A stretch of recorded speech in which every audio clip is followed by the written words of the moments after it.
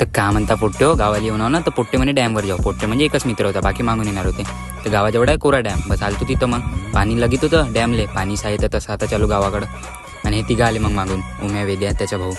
आलो मग थोड्या वेळाने, इथं मच्छा वच्छा लावत होत्या, टाईमपास केला आणि निघलो मग घराकडे जायसाठी. घरी जाताना वेद्याला त्याच्या आईचा फोन आला, ते म्हणे घरापाशी आलो, आमच्यासोबत डॅमवर होतं. बस निघलो मग घराकडे. यावेळेस 11 इथं थांबलो, तर चाय पिला आणि घराकडे निघलो.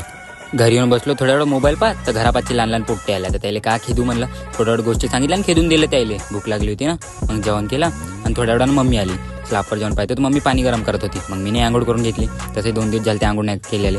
बस आंघोळ केली आणि कपडे भरून ठेवले, कारण तो उद्या जायचं होतं आपल्याला हिंगण घाटले. म्हणजे आजच मी आलो आणि हा ब्लॉग लेट टाकत आहो. गिरटले जायचं होतं, माझ्या भाऊ ना ताई येणार होती ना हिंगण घाटवरून, तर त्याला आणाले. बस आलो मग गिरटले. रोड बहुत खराब होता, तरी बी पोहोचलो. आलो आणि ते थांबूनच होते बस स्टँडवर. मग का घेतलं त्याला भाऊ, तर माझ्या भाऊ म्हणे लवकर झाला म्हणे. मी म्हणलं आपण गाडीच तशी चालवतो. घेतलं त्याला आणि आलो घराकडं. घरी